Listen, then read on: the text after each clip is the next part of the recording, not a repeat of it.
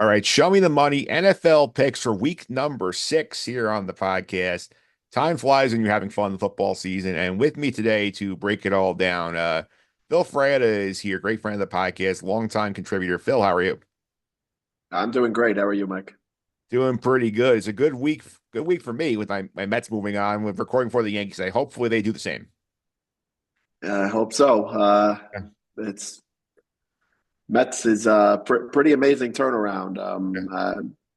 To go from what was it, fourth place in June all the way to the league championship series, pretty great. But we'll see. We'll see if the Yankees can close the door tonight and move on. Yeah, we'll see what happens there. And while you're here, we should close the book here on our over under picks from the spring in the baseball because we're now past the regular season. And once again, I feel like this like the second year in a row, I think we come to a draw here because we went 3-3 each. So to recap, Phil's picks, he had the Astros over 93.5. The bad start kind of killed Phil there. They didn't make the playoffs. The Red Sox under 77.5. That was close. Red Sox got high at the end. Tigers over 80.5 looked dead in August, but that red hot run really helped you there. Mariners under 87.5, the collapse helped you. Yankees over 91.5 was like a lock after the first week of the season. Diamondbacks under 83.5 was a loss. Arizona got to 89, barely missed. What do you think about your picks? Yeah, it shows you how good these lines makers are at the Yep. beginning of the year. Yep. Because a lot of these were a game or two off. I think the Red Sox, what they finished with 80. I think I'm working 80, yeah. Yeah, so that's a pretty close one. Seattle was close. It's just odds makers are good. They're good at their job. Yeah, they think of yeah, and the Tiger one, I thought for sure I saw it in August. Like, oh, Phil's cooked on that one. Then they just never lost again. Yeah, I went to the Yankee Tiger series in Detroit, and pretty much ever since that series, they haven't lost. Yeah. So we'll see. We'll see if they make the league championship series today. They we're recording before that game starts as well. Yeah, I saw them twice in Chicago in August, and they lost. They got smoked by the Cubs one game. They beat the White Sox the other. Not thinking at the time that this is a team that might be going to the ALCS, but the baseball's weird this year. Baseball is weird. Yeah, my picks I went 3-3. This is almost as tightrope as much as yours were. Orioles hit the over on the 90.5 on the last day of the season. I was basically thought I was dead when they didn't win the second half. They played well.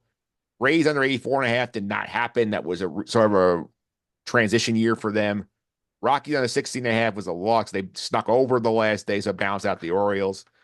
Dodgers under 103.5 was the biggest lock on the board for me, and that felt good pretty quickly. Reds over 81.5 was a loss. Blue Jays under 86.5 was a win. I called that shot too. I feel like I had two easy ones, and the rest were nail biters. Yep, that's how your season worked out. Yeah. Yeah, because I knew once the Dodgers start losing pitching, I'm like, I got this in the bag. Like that one I felt very good about. Yeah, well, they had a bullpen day to save their season yesterday. Yeah. You know, It worked, but anytime you have a bullpen day to save your season, you know that you're in trouble. something's gone horribly wrong. If you're spending $1 billion in the offseason, you need a bullpen day in the game 4 of the playoffs. Yep. Yeah. All right. So let's shift gears to the football a little bit because your football team's doing pretty well. They've won 2 out of 3. They go to Seattle and win without Malik Neighbors. I will admit I was not on this game very much because at the same time as the Mets game too in Philly. So what was your big takeaway from what we saw on Sunday? Well, they're playing hard. I don't think they're very talented, but they play hard. So I like that. Their offensive line is greatly improved from where it had been. And if they had a kicker against Washington, they'd probably be 3-2 right now. So I'm not predicting any sort of miracle runs or anything like that. But after the first week of the season, first couple of weeks of the season, I really didn't think they were going to give you any sort of competitive football. But they play hard and they're competitive. Yeah, I remember I said on the pod after the Giants lost that watching, I said, oh, it's a very realistic possibility. Maybe they get the Browns, but look at what was ahead of it. Didn't know it was possible here. But, they go beat Seattle here. They have a Cincinnati team coming in that's struggling. They have the Eagles, who knows what they look like right now. Pittsburgh, who can defend but can't really score. So there's a chance here the Giants season might not be dead. The Giants have a chance here over the next if they can kind of stabilize here and say split these next couple of games, like go 2-2 the next four. They have a chance down the stretch. They're playing hard, and that's really what you can ask for. The loss to the Vikings doesn't look so bad now with the way that that team's starting. So yeah, but the big key is that the Giants are going to have to beat a division rival. Yes. They have not beaten the Cowboys and the Eagles in forever. I can't even remember the last time they beat those teams. So they're going to have to beat those guys. Well, they did beat the Eagles last year at the end of the season. Right. Yeah. Yeah. They beat them in that somewhat meaningless game, but yeah, it's about time that they start winning some meaningful games against their division rivals. Yeah, they have the Eagles coming next week, but this week they got the Bengals coming in here. Who this is sort of like the last chance saloon for the Bengals. They're 1-4. Their defense has been giving up points left and right. Burrow on the offense is clicking, so that's gonna be a challenge here. So, what do you think we can look for here at the Giants on Sunday night, especially because we don't know yet if Malik Neighbors will be available? I'm not picking them, so I'll give that away as a preview. That game is not one of my picks. I expect the Bengals to win, but like the story with the Giants has been, I expect that they will play hard and they will keep the game competitive. Yeah, and we're not touch. I didn't pick that game either, but the spread of that game I think is like was it what did it start out? I think that's 3.5 now. Yeah, I think it's at the 3.5. Yeah. Yeah, it's about right.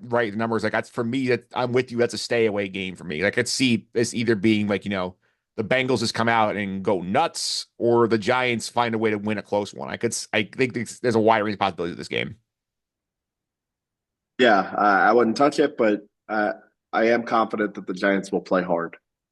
Yes, and I think if they have Neighbors back, they have a chance to spring the upset. Sure. Yeah.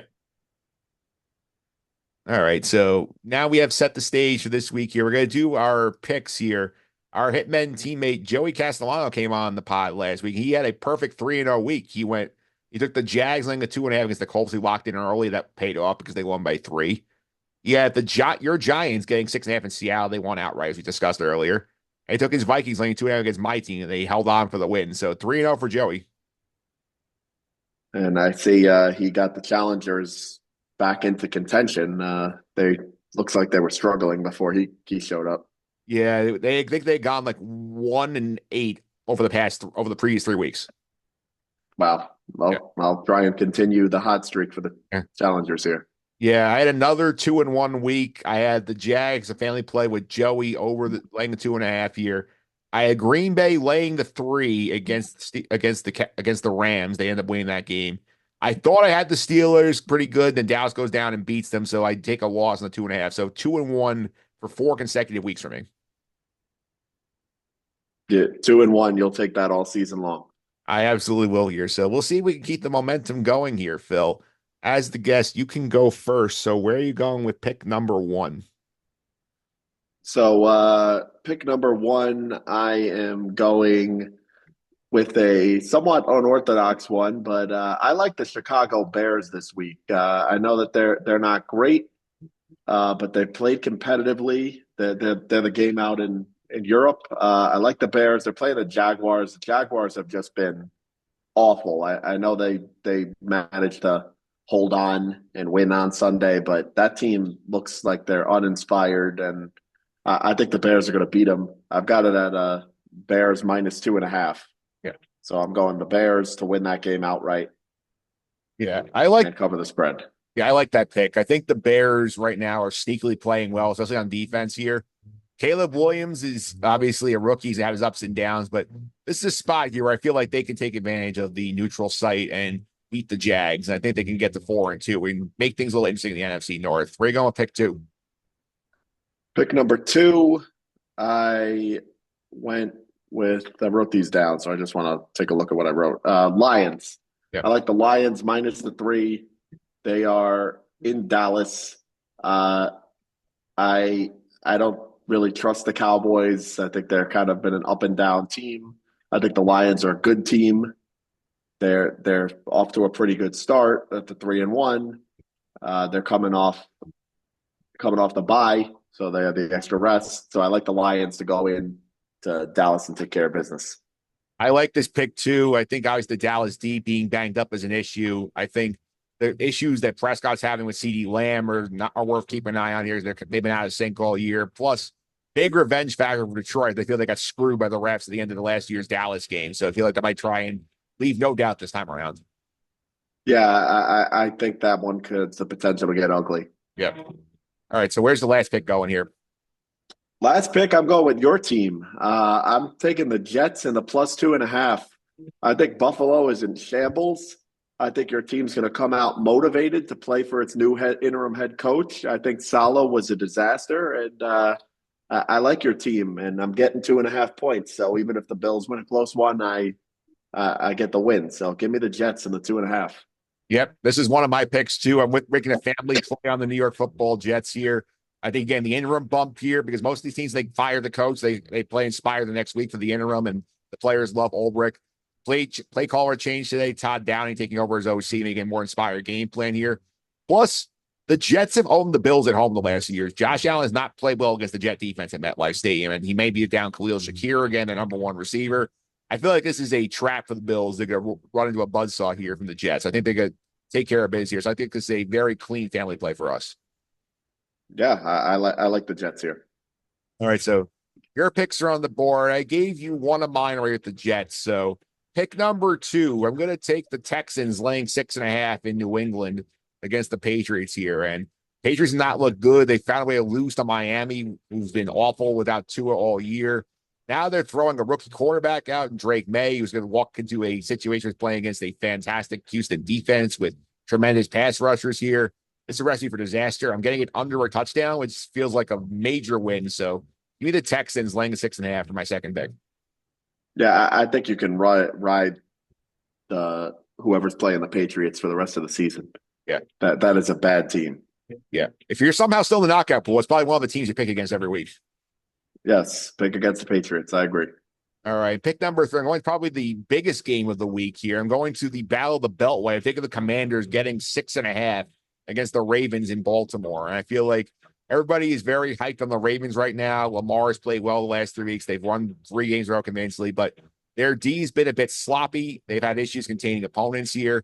I feel like Jaden Daniels has shown us the moment isn't too big for him. And a 4-1 team getting almost a touchdown seems extreme to me, especially the way Baltimore's D has been shaky. So I will take the points of the Commander. I think this is a close game either way. So give me Washington getting all those points. Yeah, I like the pick. I don't really have a good read on the Commanders yet. I don't know what kind of team they are. They're winning. They're winning games. That they've had somewhat of a soft schedule, but they're doing their job. So I don't have a good read on them yet. This game will give me a much better read on what kind of team they are. Yeah, and the thing that's amazing too is like I feel like Jaden Daniels has done very well, and we've had a lot of teams with like games like this, a lot of points. I take the points, and I feel like Jaden Daniels has shown you enough to believe that he's going to keep them in this game. I agree. All right, so sure. Reset the picks of the week. Phil has gone with the Bears laying the 2 against the Jaguars over in London. The Lions laying the 3 against the Dallas Cowboys on the road. And the Jets as 2.5-point home dogs on Monday night. My picks. There's a family play on the Jets with us. I took the Texans laying the 6.5 against New England and Foxborough, and the Commanders getting 6.5 in Baltimore against the Ravens here. And those are your picks for week number 6. So we'll see how we do here, and hopefully both our teams score some victories this weekend. I hope so, but I think we're both more interested in our baseball teams right now. So yeah, I might need the dual screen. I figure out a dual screen set for Monday because the Jets will be on at the same time as the Mets for sure. The NLCS opens up on Sunday, right?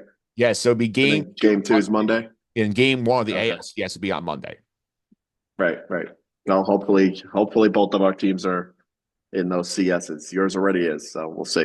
Yeah, and we'll see because the Yankees do get there. Again, we're recording before the Yankee game starts.